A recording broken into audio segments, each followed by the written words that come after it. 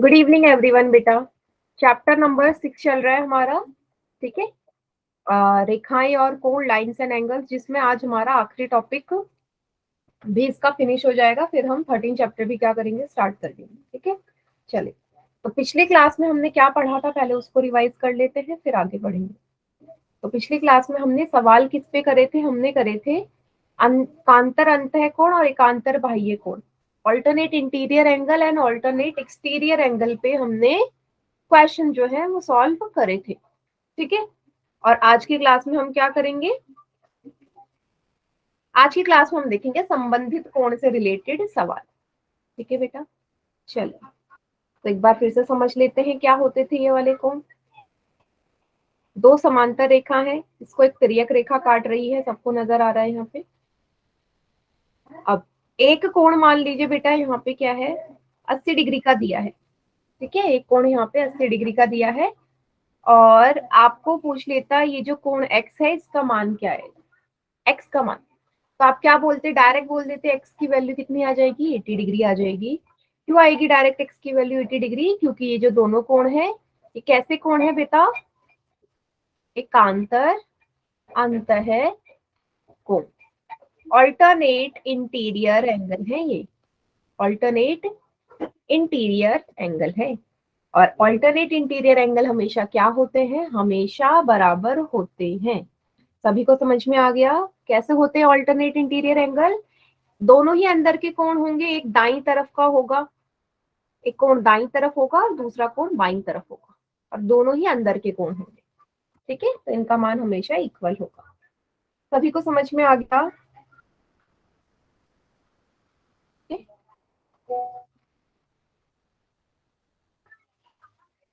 Very good, very good.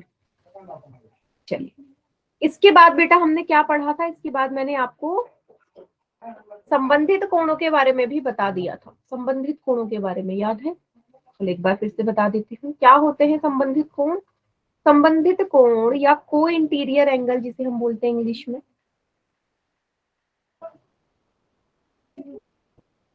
संबंधित कोण, को इंटीरियर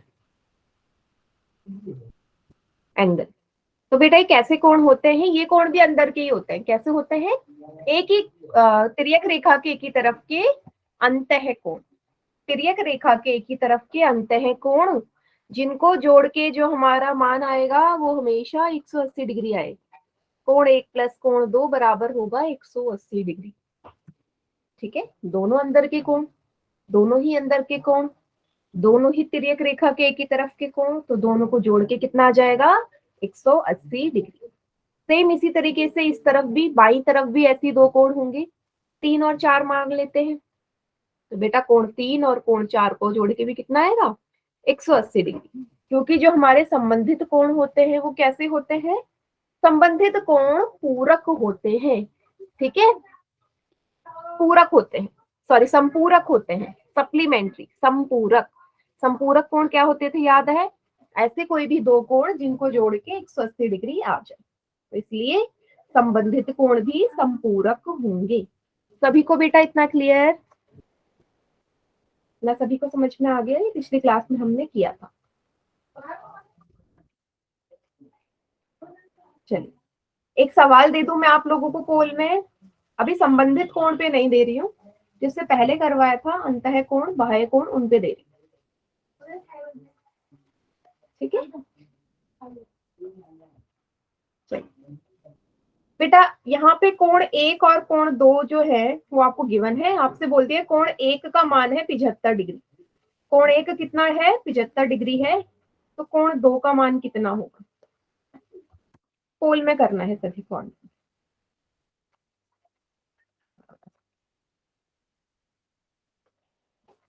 2 का मान, गुड।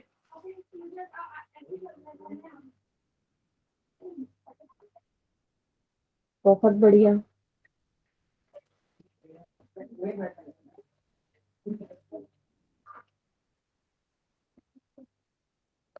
Very good. 7 में से 6 बच्चों का आंसर एकदम करेक्ट है।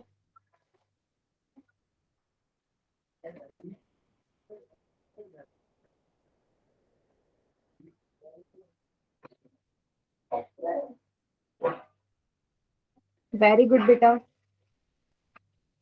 8 में से 9 में से 6 बच्चों का ठीक है, 3 बच्चों ने गलत कर दिया। 3 बच्चों का आंसर रॉन्ग है।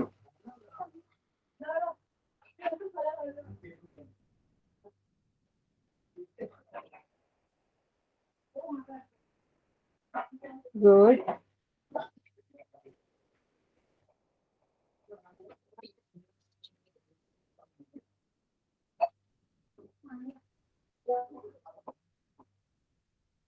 बहुत बढ़िया।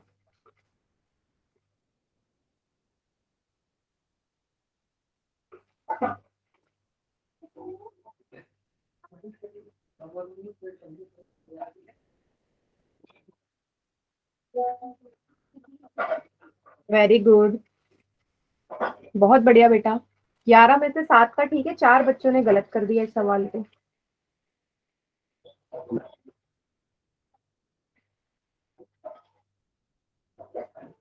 काउंट डाउन कर दो, स्टार्ट।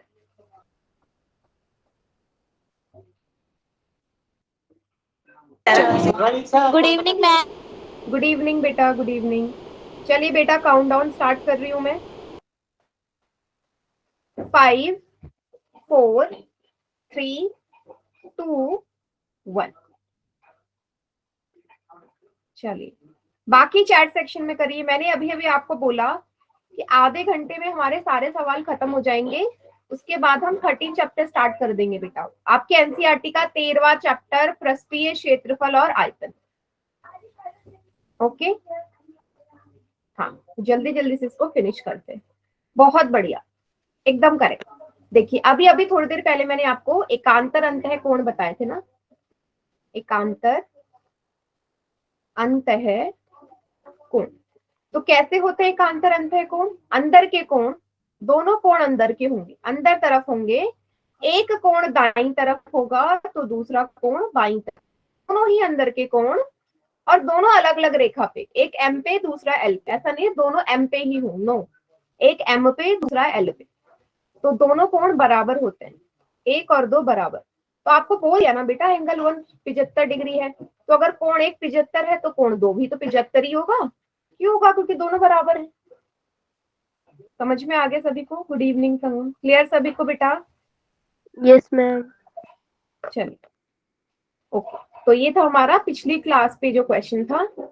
अब हम करते हैं, अभी मैंने अभी आपको बता दिया संबंधित कोण वाला जो गुण था, एक बार फिर से एक्सप्लेन कर देती हूँ क्योंकि कुछ बच्चे क्लास में नहीं थे। संबंधित कोण, संबंधित कोण जिसको हम बोल रहे हैं को इंटीरियर एंगल।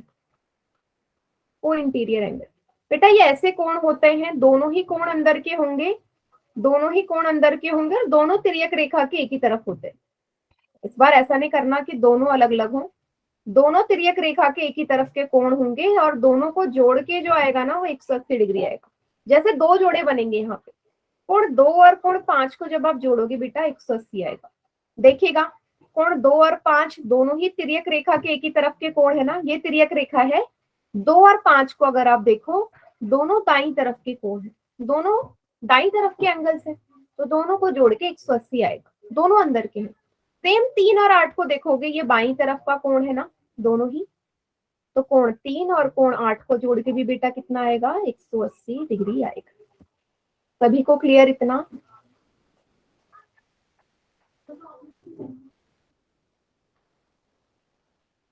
सभी को क्लियर? इसको नोट डाउन कर लीजिए, फिर एक सवाल मैं आपको पोल में देती हूँ। एक सवाल पोल में।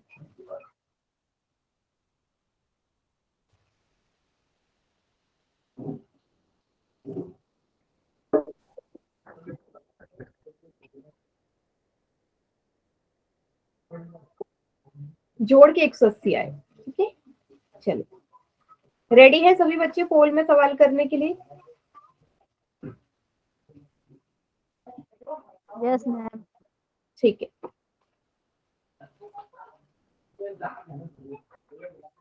क्वेश्चन नंबर 46 क्या कहता है? क्वेश्चन नंबर 46 बेटा, इसमें आपसे पूछा है कौन सा विकल्प सही है, करेक्ट ऑप्शन चूज करिए। इन चारों में से एक ही चीज है जो सही लिखी है, और वो आपने पता लगानी है कौन सी चीज सही लिखी है। ठीक है बेटा, कीजिए पोल में आंसर।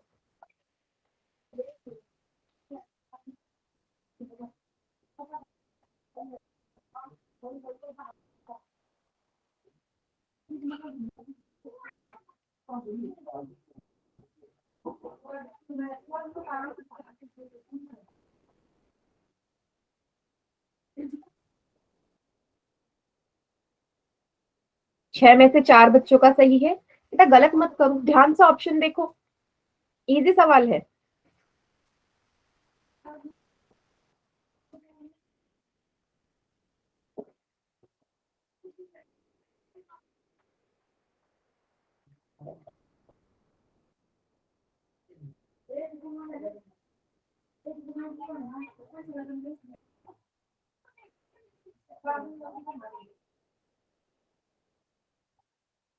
चलो चार बच्चों ने गलत कर दिया।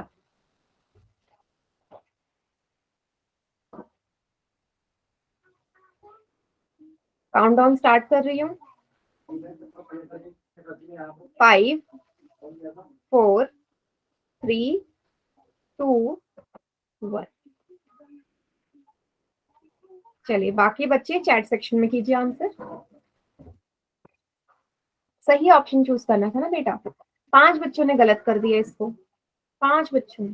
अभी चैट सेक्शन में सब सही करेंगे। आपको देखो दोनों को जोड़ के 180 आ रहा है, इसका मतलब क्या ढूंढना था आपको? आपको ढूंढने थे संबंधित कोण। संबंधित कोण या को इंटीरियर एंगल्स आपने फाइंड आउट करने थे इन चारों में से, चार ऑप्शन में से। तो देखो बेटा 1 और 3, बेटा 1 और 3 ये तो हो ही नहीं सकता। क्यों नहीं हो सकता? क्योंकि एक तो बाहर का हो गया ना, हमें चाहिए दोनों के दोनों कोण अंदर वाले, इंटीरियर एंगल की बात कर रही हूं मैं यहाँ। तो एक बाहर का है तो ये तो कॉम्बिनेशन बनेगा ही नहीं। 4 और 6, 4 और 6 देखो, 4 भी अंदर का 6 भी अंदर का, ठीक है। लेकिन बेटा कॉम्बिनेशन बनता है एक ही तरफ, 4 बाई तरफ है 6 दाई तरफ है, तो कॉम्बिनेशन बनेगा? नो। ये हमारे एकांतर अंतः कोण है, ये बराबर होते हैं, ये दोनों बराबर होंगे, ना कि इनको जोड़ के 180 आएगा। गलत किया है जिसने भी बी पे टिक किया है। ये एकांतर अंतः कोण है, मुझे संबंधित कोण ढूंढने हैं। चलिए अगला ऑप्शन है 4 और 5 का। देखो 4 भी अंदर का 5 भी अंदर का, दोनों तिर्यक रेखा के एक ही तरफ है, बाई तरफ बन रहे हैं दोनों कोण। ये सही ऑप्शन है क्योंकि इनको जोड़ के 180 डिग्री आएगा। संबंधित कोण है ये। बेटा क्लियर सभी को? सभी को समझ में आ गया? अंदर के कोण तो देखने हैं, लेकिन किस तरीके के, जो तिर्यक रेखा के एक ही साइड हूं। ठीक है। अभी क्लास में कोई बच्चा ऐसा है जो इंग्लिश मीडियम वाला हो? कोई इंग्लिश मीडियम वाला बच्चा है क्लास में अभी? हैंड रेज कर लो जो इंग्लिश मीडियम वाला है।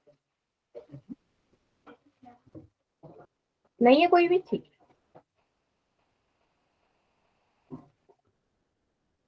ठीक है चलिए बेटा आगे बढ़ते हैं अब हम। देखिए अगला जो सवाल है, अच्छा उसको करने से पहले मैं आपसे एक सवाल पूछती हूँ, आप मुझे बताइएगा क्या है इसका आंसर।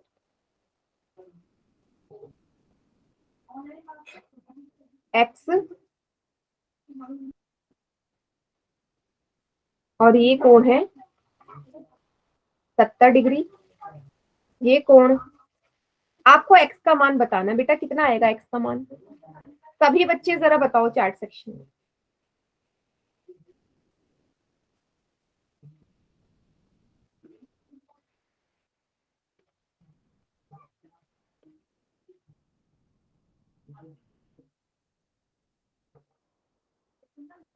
सभी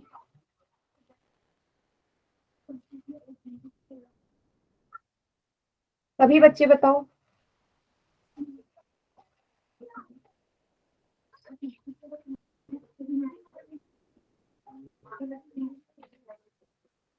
यस एकदम करेक्ट। बेटा जिसने 110 डिग्री लिखा है जरा ध्यान से देखो, ये कैसे कोण है? बेटा ये दोनों संगत कोण है। संगत कोण भूल गए? संगत कोण जो पहले पढ़ा है उसको मत भूलिए, कहीं पे भी कुछ भी लग सकता है।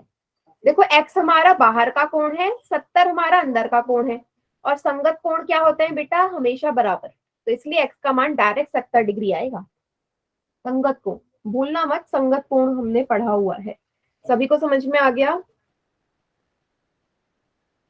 जो चीज पढ़ाई है उसको मत भूलिए। एक और सवाल दे दूं मैं पोल में बेटा, रेडी? चलिए अगला सवाल देखिए, डायग्राम देखो। ये डायग्राम बना है, आपको डी का मान, एंगल डी जो दिया है, डी कहाँ पे, ये रहा। एंगल डी का मान बताना है बेटा। सभी बच्चे समझ गए? डी ये है, ये कौन? जल्दी से कॉपी में डायग्राम बनाओ और पोल में करो आंसर। ध्यान से करना, काफी बच्चे इसको गड़बड़ कर देते हैं। कोण देखो ध्यान से और देखो कैसे निकलेगा।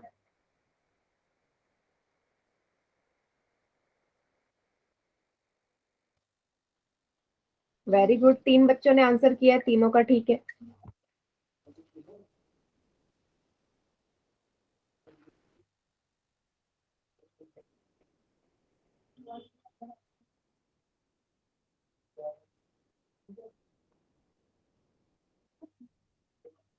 वेरी गुड, सभी का ठीक है अभी तक।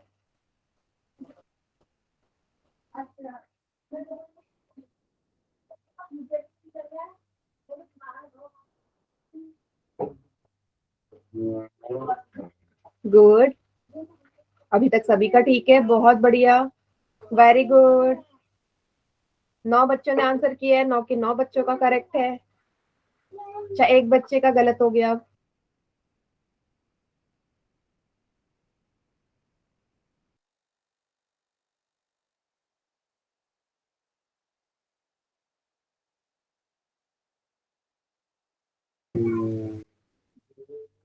बहुत बढ़िया।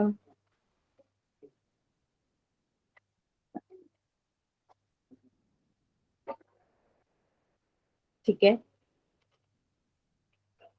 काउंटडाउन स्टार्ट कर रही हूँ मैं। काउंटडाउन स्टार्ट कर रही हूँ।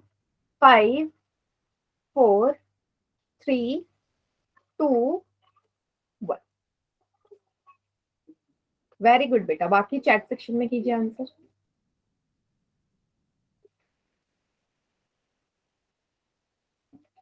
करेक्ट, एकदम एकदम करेक्ट। तो साफ नजर आ गया ना कैसे कोण है, ये संगत कोण है। 125 बाहर का, डी कहाँ का है, अंदर का। 125 बाहर का, डी अंदर का, तो ये दोनों संगत कोण है। तो डी का मान डायरेक्ट 125 डिग्री आ जाएगा, संगत कोण। तो इसका करेक्ट आंसर है। सभी को क्लियर?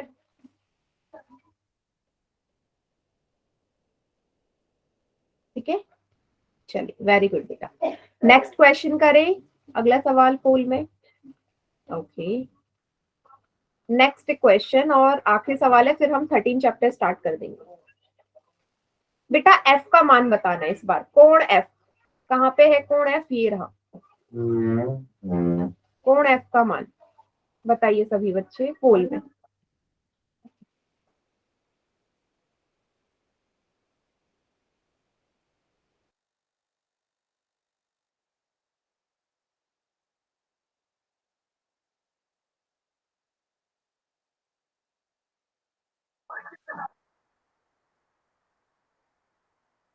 गुड, 2 बच्चों का आंसर आया, ठीक है।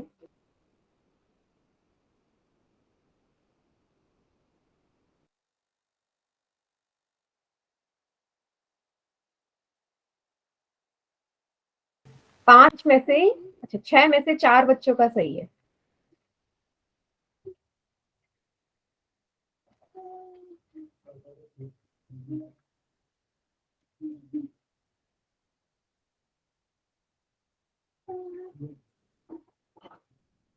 कोई जल्दी नहीं है, आराम से देखो सवाल, देखो कौन सा एंगल गिवन है, उस हिसाब से क्वेश्चन सॉल्व करना।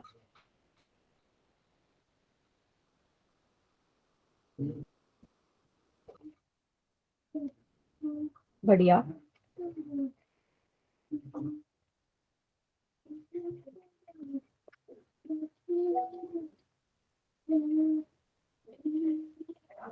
Good,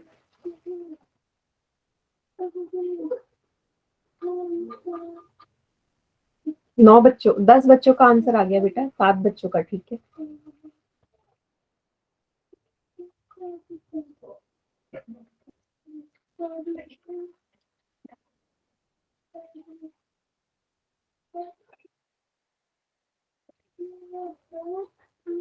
good.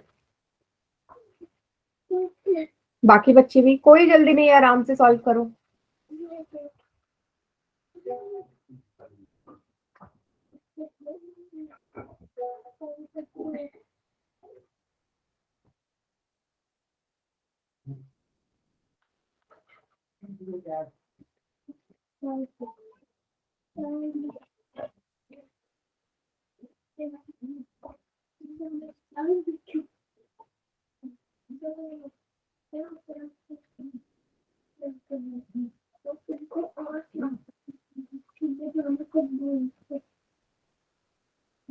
बेटा बाकी बच्चे भी करो, क्यों रिस्पॉन्सिव 10 पे ही अटक गए? एक दो बच्चे और रहते हैं, अभी कीजिए।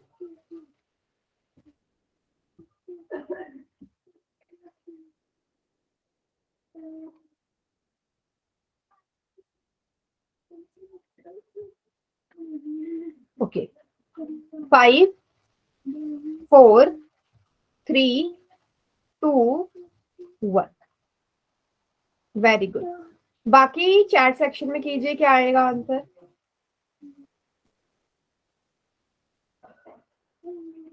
एकदम करेक्ट है। इस बार आपको कोण एफ निकालना था। कैसे निकालते? आपने देखा 125 और एफ जो है ना, वो सीधी रेखा में कोण बन रहे हैं। मीन्स इन दोनों को जोड़ के क्या आएगा बेटा? 125 डिग्री, और कोण एफ को जोड़ोगे तो 180 डिग्री आएगा, क्योंकि सीधी रेखा में 180 डिग्री का ही कोण बनता है ना। बस डायरेक्ट एफ का मान कितना आ गया बेटा? 180 में से 125 डिग्री घटा दीजिए, एफ का मान आ गया 55 डिग्री। कितना आ गया? 55 डिग्री। सभी को क्लियर? सभी को क्लियर बेटा? ठीक है, तो बेटा ये आखिरी सवाल था, इसको नोट डाउन कर लो, फिर मैं 13 चैप्टर स्टार्ट कर रही हूँ। ओके,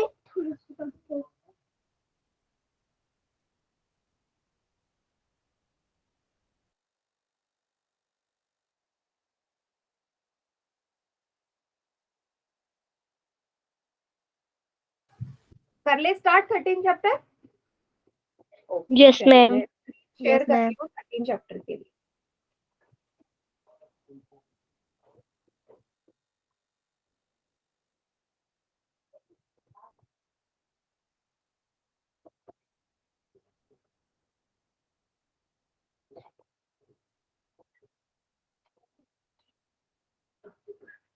थोड़ा सा वेट करना, शेयर कर रहे हैं।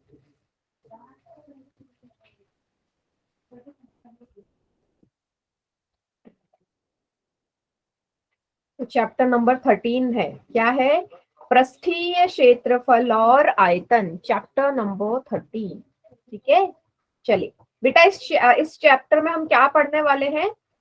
ठोस आकृतियों का क्षेत्रफल और आयतन निकालना सीखेंगे। अब ये ठोस आकृतियां होती क्या है? देखो अभी तक आपको ये पता है, ऐसी आकृतियां जिसको हम पेपर पे बनाए, समतल पे बनाए, जैसे वर्ग है, जैसे वृत्त है, जो वर्ग हो, कोई आयत हो, है ना। ये जितनी भी आकृतियां हैं, ये हमारी कैसी आकृतियां हैं? ये समतल आकृतियां हैं। क्या कहते हैं इनको? समतल आकृतियां, है ना।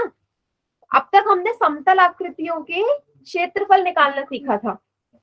जैसे वृत्त का क्षेत्रफल होता है पाई आर स्क्वायर, है ना, इस तरीके से हमने सबका निकाला था। लेकिन इस चैप्टर में हम ठोस आकृतियों का क्षेत्रफल निकालेंगे। ठोस आकृतियां कैसे बेटा? जिनको हम छू सके, पकड़ सके। जैसे जैसे आप सभी ने रूबिक क्यूब देखा है बेटा?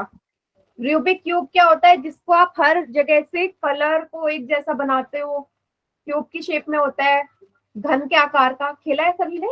हर जगह से उसको कलर को फिर आप एक जैसा करते हो, बताइए। यस खेला है मैम। कभी? हाँ, ठीक है। तो वो हमारी कैसे आकृति है? ठोस आकृति है। तो इस टाइप की आकृतियों के हम क्षेत्रफल, यस, क्यूब बोलते हैं। इस टाइप की आकृतियों के हम पृष्ठीय क्षेत्रफल और आयतन को देखने वाले हैं। चलिए, सबसे पहली जो आकृति आएगी किसका निकालेंगे? घनाभ। घनाभ, चलो देखते हैं घनाभ को हम कैसे निकालते हैं। अच्छा, तो घनाभ निकालने के लिए मुझे ये पता होना चाहिए घनाभ बनता कैसे है। आपको फलक मतलब पता है? फलक, फलक सुना है ये शब्द कभी, फलक? अच्छा, यस मैम। कैसे पता चलेगा?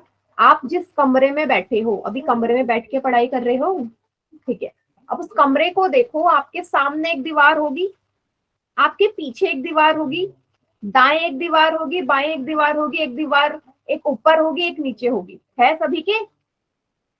ऐसी है ना घर, जो कमरा है ऊपर नीचे छत होगी, नीचे की जमीन होगी, चार दीवारें होंगी, है ना? इन्हीं को हम क्या बोलते हैं? फलक या फेसिस बोलते हैं। टोटल 6 होती हैं। कितनी होती है? 6 होती है ना, ऊपर नीचे दाएं बाएं आगे पीछे, टोटल 6 होती है। ठीक है, तो इसी आकृति को हम क्या बोलते हैं? घनाभ। क्या बोलते हैं? क्यूबॉइड। ठीक है, अच्छा, अब मुझे एक चीज बताओ, ये जो आकृति है, ये जो फलक है, किस आकृति के हैं? समतल आकृति में। इसको अगर आप देखोगे, घनाभ की हर जो फलक है वो हमारा एक आयताकार है। मतलब 6 आयताकार को जोड़ दो तो एक घनाभ बनेगा। 6 आयताकार वाली आकृतियों को एक साथ चिपका दो, जोड़ दो, तो आपका एक घनाभ तैयार होता है। ठीक है बेटा, चलिए, इसका मतलब आपके 6 फलक होते हैं एक घनाभ में। और आपको ये पता है कि भाई 6 आयत जब मिल जाएंगे तो मेरा घनाभ बनेगा। तो आयत के क्षेत्रफल का सूत्र, अगर मुझे क्षेत्रफल डालना है, यहाँ पे वर्ड होता है पृष्ठीय क्षेत्रफल। पृष्ठीय क्षेत्रफल, एक होता है कुल पृष्ठीय क्षेत्रफल, एक होता है वक्र पृष्ठीय क्षेत्रफल। अगर बात करूं बेटा कुल की, कुल पृष्ठीय क्षेत्रफल का मतलब है जिसमें 6 के 6 फलक आते हैं। कितने फलक आएंगे? 6 के 6 फलक आएंगे आपके। ठीक है, कुल मतलब सारी चीज आ जाती है।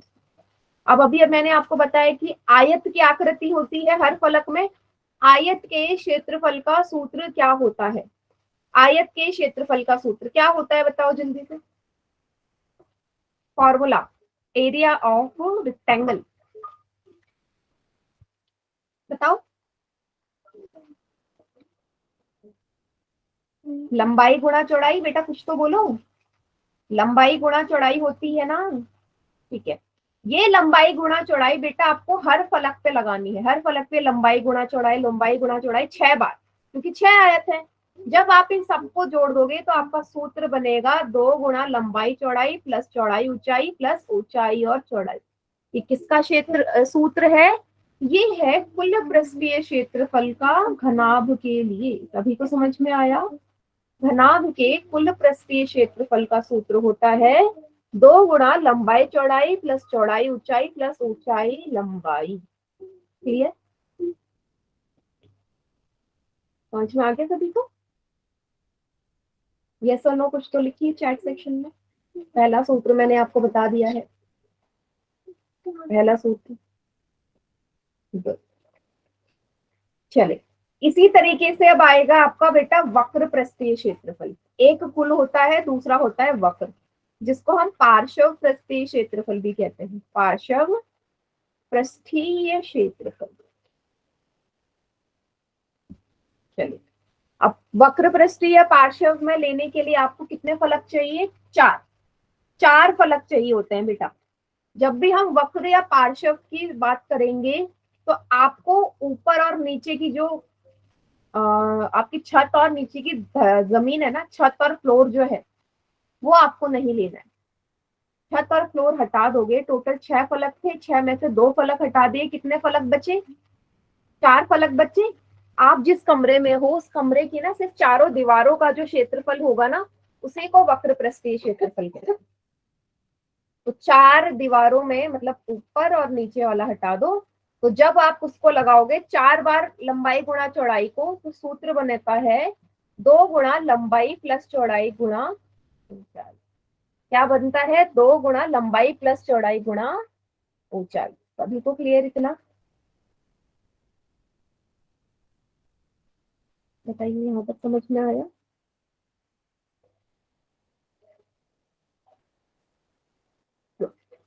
अब इसके बाद हमारी दूसरी आकृति आती है घन की। दूसरी आकृति होती है घन। चलिए अब घन को भी समझ लेते हैं बेटा। दूसरी आकृति है घन। अच्छा, जैसे घनाभ था वैसे ही घन भी बेटा। घन के भी ना 6 फेसेस होते हैं। वही मैंने आपसे बोला था ना, जो क्यूब आप खेलते हो, जोड़ के कलरफुल बनाते हो, उसके आपने देखा होगा 6 फलक ही होते हैं। उसके भी 6 हैं, घनाभ के भी 6, घन के भी 6। तो अब आपको ये पता है कि जो घन होता है वो वर्ग, 6 वर्गों को जब आप जोड़ दोगे, तो 6 वर्गों को जब आप एक साथ जोड़ दोगे तो आपका एक घन तैयार होता है, 6 वर्गों का। ठीक है, चलिए अब इसमें भी एक कुल पृष्ठीय क्षेत्रफल होगा बेटा। कुल पृष्ठीय क्षेत्रफल में आपको पता है कि हम कितने फलक लेंगे, 6 के 6 फलक। और अभी मैंने बोला कि जो घन है वो वर्ग से मिलके बना है। वर्ग के क्षेत्रफल का सूत्र क्या होता है? वर्ग के क्षेत्रफल का सूत्र भुजा गुणा भुजा होता है ना। और आपको पता है जो वर्ग होता है उसकी सारी भुजाएं बराबर होती है। मान लीजिए उसका भुजा है ए गुणा ए मतलब ए स्क्वायर लिख सकती हूँ, वर्ग के क्षेत्रफल का सूत्र। अब ऐसे ही मेरे कितने वर्ग हैं? 6 वर्ग हैं, क्योंकि 6 वर्गों को जोड़ के ही तो घन बन रहा है। तो 6 बार आप ए स्क्वायर को जोड़ेंगे, ए की घात 2 को कितनी बार जोड़ना है? 6 बार, हर फलक के लिए। कितना आंसर आएगा बेटा? 6a square. और यही हमारा सूत्र होता है कुल पृष्ठीय क्षेत्रफल। वेरी गुड संज्ञा। सभी को समझ में आया कैसे आया 6a स्क्वायर? रटना नहीं है, ऐसे आया। ठीक है, गुड। इसके बाद हम बात करते हैं वक्र पृष्ठीय की। वक्र पृष्ठीय क्षेत्रफल, या जिसको हम पार्श्व पृष्ठीय क्षेत्रफल भी कहते हैं। बेटा फिर से वही, वक्र पृष्ठीय क्षेत्रफल में आप कितने फलक लोगे? 4। 4 लोगे, ऊपर और नीचे अलग फिर हट जाएगा, वक्र में हट जाता है। तो इस बार एक ही घात 2 कितनी बार जोड़ना है? 4 बार जोड़ना है। तो वक्र पृष्ठीय क्षेत्रफल का सूत्र होगा 4a स्क्वायर। यस, अब समझ में आया कैसे बनते हैं सूत्र? 4a square. क्लियर?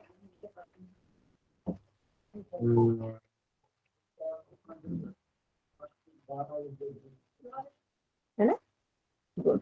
अब आपको चारों फॉर्मूले पता चल गए। अब जो पहली एक्सरसाइज है 13.1 ना, प्रश्नावली 13.1, वो इन्हीं 4 सूत्रों पे लगेगी। चलो देखते हैं किस तरह के सवाल आएंगे अभी। रेडी ना? चलो पहले क्वेश्चन से शुरू करते हैं। पहला प्रश्न, पहले प्रश्न में क्या बोला है? पहले प्रश्न में बोला गया है कि एक 1.5 मीटर लंबा, 1.25 मीटर चौड़ा और इतना मीटर गहरा एक प्लास्टिक का एक डब्बा बनाना है। देखो जहां पे भी लंबाई चौड़ाई और ऊंचाई दी जाए वहां पे आपको पता चल जाएगा आकृति कौन सी है। तो जहां लंबाई चौड़ाई ऊंचाई तीनों ही अलग अलग हो, तीनों ही गिवन हो, तो वो हमेशा घनाभ होगा। क्यों होगा बेटा? क्योंकि घन के तो सारी लंबाई चौड़ाई ऊंचाई तीनों ही एक ही होती है, बराबर होती है ना, तभी तो घन है वो, बराबर होती है। तो जब भी आपको घनाभ बोले मतलब लंबाई चौड़ाई ऊंचाई तीनों आपको देगा। अब क्या करना है? मैंने घनाभ बना लिया, ये रहा। जिस डब्बे की वो बात कर रहा है, ठीक है, इस डब्बे की बात कर रहा है जिसकी लंबाई है 1.5 मीटर, ये हो गई लंबाई। ठीक है, चौड़ाई कितनी है इसकी? ये इसकी चौड़ाई है 1.25 मीटर, इतना चौड़ा है। और कितना ऊंचा है ये डब्बा? 65 सेंटीमीटर ऊंचा है। करना क्या है इस डब्बे का? उसने बोल दिया इस डब्बे का ना, इस डब्बे को ऊपर से खुला रखना है। कहाँ से खुला रखना है? देखो ये वाला हिस्सा खुला है, जहां मैं कलर कर रही हूँ वो वाला हिस्सा खुला है ऊपर, ये हिस्सा खुला है ऊपर वाला। बाकी ये हर जगह से बंद है, बाकी जगह से ये बंद है, सिर्फ ऊपर से खुला है। तो आपसे पूछा है कि इस तरीके का डब्बा बनाने के लिए कितना प्लास्टिक चाहिए होगा। ठीक है, कितना प्लास्टिक का शीट लगेगा, मतलब प्लास्टिक के क्षेत्र का क्षेत्रफल निकालना है अगर मुझे कुछ इस तरीके का डब्बा एक बनाना है तो।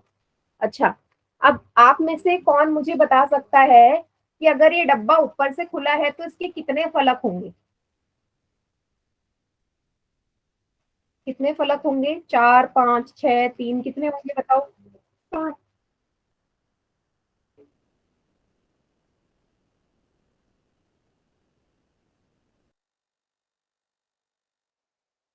वेरी गुड, एकदम।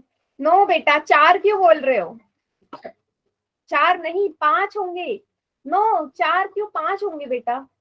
वो सिर्फ ऊपर से खुला है ना, बंद तो बाकी जगह से बंद है, तो जो ऊपर से खुला है उसको छोड़ दो तो 5 हुए ना, 5 फलक हुए। 4 ये आगे पीछे ऊपर नीचे, मान लो जैसे आपका घर है, कमरा है, ऊपर छत गायब कर दो, तो इस तरीके का डब्बा बनाना है जो ऊपर से खुला हो। ऊपर से खुला है तो टोटल 5 फलक हो गए ना, नीचे से तो खुला नहीं है। 4 कोने की और 1 जमीन का, टोटल 5 हो गए ना, 5 फलक हो गए। ठीक है, ऊपर से ही तो खुला है। चलिए, तो अब मेरे को क्षेत्रफल निकालना है, तो क्या लगेगा सूत्र, देखो, जब भी वो 5 बोले तो 4 की बात जब वो करे ना, जब भी वो 4 बोले, 4 का मतलब होता है वक्र पृष्ठीय क्षेत्रफल, ये सबको पता है। अगर मैं 4 फलक बोलूं, 4 फलक का तो यही मतलब है ना कि वक्र पृष्ठीय क्षेत्रफल है। यहाँ पे 5 फलक है, तो 5 का तो सूत्र नहीं है मेरे पास, तो मैं क्या कर रही हूँ, पहले वक्र पृष्ठीय क्षेत्रफल लगा रही हूँ, वक्र पृष्ठीय क्षेत्रफल। और उसमें मैं जोड़ दे रही हूँ बेटा, ये जो नीचे का है ना जमीन, ये जो जमीन है ना नीचे की, ये वाली, इसका क्षेत्रफल, क्योंकि 4 का तो आपको पता है वक्र पृष्ठीय क्षेत्रफल हो गया 4 का, लेकिन जो नीचे की जमीन है ये किस आकार की है, आयताकार की है ना, भाई नीचे की जमीन आयताकार शेप में है, और आयत के क्षेत्रफल का सूत्र क्या होता है, लंबाई गुणा चौड़ाई। कितना होता है, लंबाई गुणा चौड़ाई। तो टोटल 5 फलक का सूत्र बन गया, बताओ।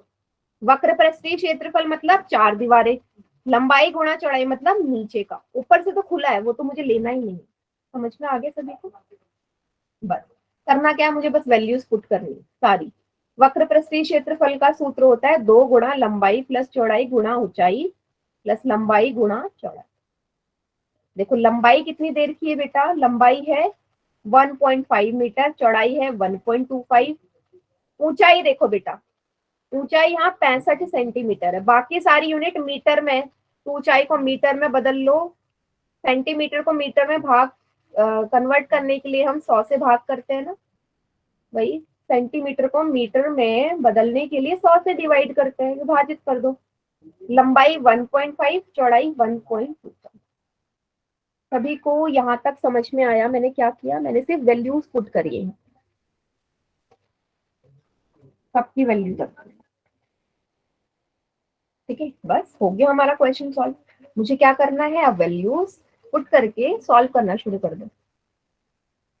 सबसे पहले 1.25 में 1.5 जोड़ दो, 1.5 कितना आएगा बेटा, 2.75, 0.65 ऐसे ही रहने दीजिए, प्लस इन दोनों को गुणा कर दो, किन दोनों को,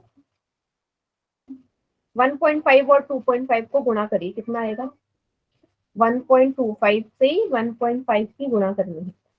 5 पंजे 25, 2 हासिल, 5 दूनी 10, 11 12, 1 हासिल, 5 एकम 5 और 1 6, 1 पंजे 5, 1 दूनी 2, 1 एकम 1, 5 6 7, 6 7 8 1, 3 के बाद दशमलव लग जाएगा, 3 से पहले 1.875 आ गया, किसको, गुणा करके आ गया। इतना समझ में आया। 1.25 को 1.5 से जब मैंने गुणा करा तो 1.875 आया। ठीक है, चलिए आगे करते हैं सॉल्व इसे। अब मुझे क्या करना है बेटा, इन तीनों की गुणा करनी है, इन तीनों की गुणा करनी है, करो। 2.75 की गुणा 2 से कर देते हैं पहले। 5 दूनी 10, 7 दूनी 14, 1 15, 1 हासिल, 2 दूनी 4, 1 5, 5.5 गुणा 0.65 प्लस 1.875। आगे क्या करना है, इस 5.5 की गुणा किस में कर दो, 0.65 में कर दीजिए।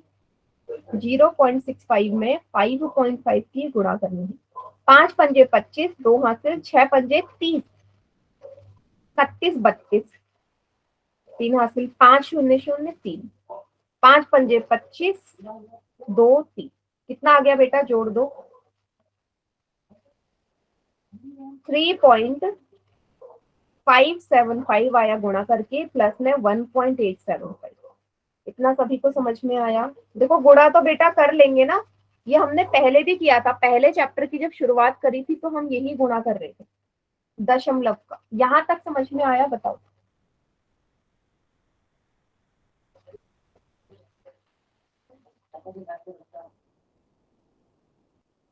बताइए सभी बच्चों चैट सेक्शन में, माइक ऑन करके कैसे, बताओ समझ में आ गया? हो गया हमारा सॉल्व। अब लास्ट में इन दोनों को क्या कर देंगे, जोड़ देंगे। 3.575 में 1.875 को जोड़ा, 5 और 5 10, 7 7 14, 1 15, एक हासिल 8 9 10 11 12 13 14, एक हासिल 3 3 4 और 5। 5.45 मीटर स्क्वायर का क्या आएगा, क्षेत्रफल आएगा इस डब्बे का, है ना। इस तरीके के डब्बे बनाने के लिए इतना क्षेत्रफल मुझे चाहिए। 5.45 बेटा संगम, 5.45। अच्छा मात्रक की बात करूं, मात्रक मैं आपको बताना भूल गई बेटा, जो मात्रक होता है ना क्षेत्रफल का, हमेशा वो वर्ग इकाई में आता है, इसलिए स्क्वायर लिया है, ठीक है। क्षेत्रफल का मात्रक वर्ग इकाई में आता है। यहां तक सभी को क्लियर है तो सभी बच्चे नोट डाउन कर लीजिए इसे, कॉपी में उतार लो सभी बच्चे।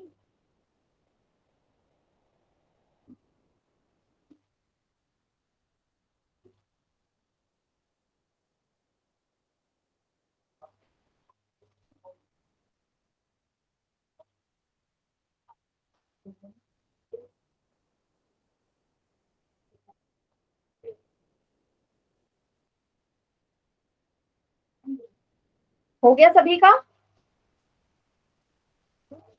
चलिए मैम 2 अब मिनट रुक इसमें ना, जाओ। हाँ कर लो बेटा कर लो, कर लीजिए कर लीजिए, जब हो जाए मुझे बता देना बेटा।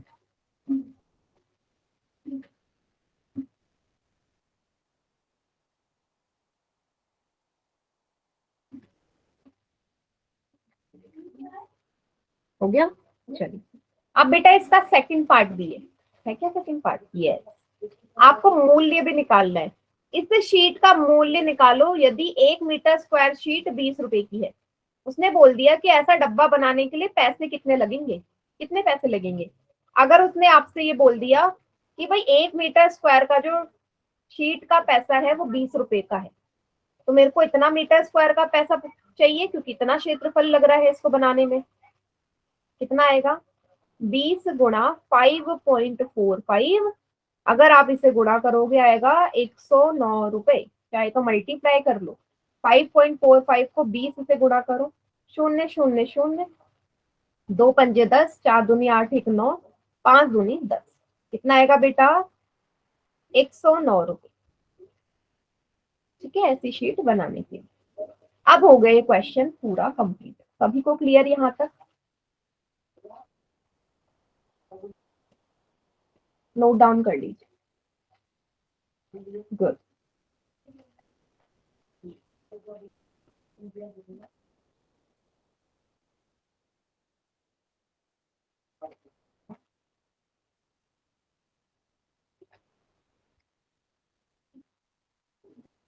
उतार लीजिए।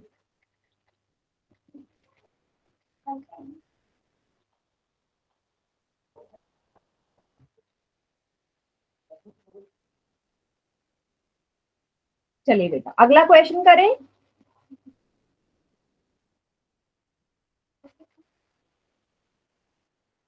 चलिए सेकंड सवाल क्या बोला है, एक कमरा है जिसकी लंबाई चौड़ाई ऊंचाई दे रखी है। चलो मैंने आपको पहले ही बताया था, जब भी वो एक कमरे की बात करे और आपको लंबाई चौड़ाई ऊंचाई तीनों दे रखी हो, तो कैसी आकृति होती है, घनाभ। कैसी होती है ठोस आकृति, वो घनाभ ही होगी, क्योंकि घनाभ की ही लंबाई चौड़ाई ऊंचाई हमें दी होती है या पता होती है। तो इस घनाभ की, इस कमरे की जो लंबाई है वो कितनी है? 5 मीटर लंबा है ये कमरा, 4 मीटर चौड़ा है और 3 मीटर ऊंचा है। आपसे बोला है कि दीवार और छत पे आपने क्या करनी है? पुताई करनी है। तो कितने पैसे लगेंगे? क्या करना है? इस कमरे में दीवार और छत पे पुताई करनी है। इसका मतलब कौन सी जगह छोड़नी है? देखो, पुताई आपको पता है कहाँ नहीं होती, सिर्फ जमीन पे पुताई नहीं होती कभी भी। क्या होती है आपके घर में कभी जमीन पे पुताई होते हुए देखिए क्या? कमरे में नहीं। आपने देखा होगा, एक तो छत पे पुताई होती है और दूसरा चारों दीवारों पे पुताई होती है ना? ये समझ गए? अच्छा, अगर आपको ये पता चल गया तो बताओ फिर से कितने फलक होंगे, कितने फलकों में पुताई करनी है? गिन के बताओ।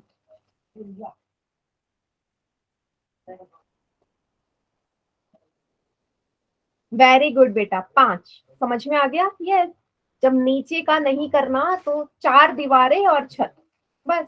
मीन्स इसका जो सूत्र लगेगा, पहले ये तो पता चल जाए मुझे कि कितने एरिया में, कितने क्षेत्रफल में आपकी पुताई होनी है, तब तो पैसे निकालूंगी। क्षेत्रफल निकलेगा, सबसे पहले वक्र पृष्ठीय क्षेत्रफल लगेगा बेटा, क्योंकि वक्र पृष्ठीय क्षेत्रफल का मतलब ही होता है 4 दीवारें। और साथ में छत जो है, ये छत जो है ये हमारी आयताकार है ना। छत के क्षेत्रफल का सूत्र होता है लंबाई गुणा चौड़ाई। जैसे पहले वाले सवाल में सूत्र लगा था, इसमें भी वही लगेगा। 2 गुणा लंबाई चौड़ाई, लंबाई प्लस चौड़ाई गुणा ऊंचाई, और लंबाई गुणा चौड़ाई। सभी को समझ में आ गया फॉर्मूला कैसे लगने वाला है? वक्र पृष्ठीय क्षेत्रफल मतलब 4 दीवारों का, और लंबाई गुणा चौड़ाई हो गई छत का। नीचे का तो लेना ही नहीं है, बस सारी वैल्यूज पुट कर दो। बेटा लेंथ कितनी हो गई? 5, चौड़ाई है 4, ऊंचाई है 3, लंबाई फिर से कितनी हो गई? 5, चौड़ाई कितनी हो गई? 4। 5 और 4 कितने होते हैं? 9 गुणा 3, 5 4 जा 20, 9 दूनी 18 गुणा 3 प्लस 20, 18 तिया 54 प्लस 20, 54 और 20 कितने होते हैं? 74। तो कितने क्षेत्रफल में आपको पुताई करनी है? 74 मीटर स्क्वायर के क्षेत्रफल में पुताई करनी। लेकिन सवाल में आपसे क्या पूछा है? आपसे पूछा है पैसे कितने लगने वाले हैं। पैसे लगने के लिए उसने पक्का आपको व्यय तो बताया ही होगा। क्या बोला है? 7.5 रुपए प्रति मीटर स्क्वायर का खर्चा आएगा। उसने बोल दिया कि भाई 1 मीटर स्क्वायर में जब आपने पुताई करनी है तो 7.5 रुपए लगेंगे 1 मीटर स्क्वायर के क्षेत्रफल में पुताई करने के। तो आपको 74 मीटर स्क्वायर में पुताई करनी है, तो क्या आएगा? 7.5 रुपए को 74 से गुणा कर दो, देखो क्या आएगा। देखो इस 7.5 को आप 7.5 भी लिख सकते हो, क्योंकि कितने भी जीरो लगा दो उसका कोई मतलब नहीं बनता। तो इसे मैं सिर्फ 7.5 लिख लेती हूँ, इसको 74 से गुणा कर दो। 5 चौके 20, 7 चौके 28, 29, 30, 7 5 जा 35, 2 हासिल, ठीक है। 7 7 जा 49, 50, 50, 7 5 जा 35, 3 हासिल, 7 7 जा 49, 50, 51, 52।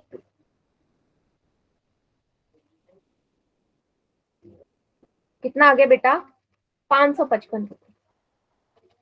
कितने रुपए लगेंगे आपको पुताई करने में? 555 रुपए। सभी को क्लियर हो गया सवाल? ये था हमारा दूसरा सवाल। इस सवाल में कोई प्रॉब्लम है किसी को तो पूछिए।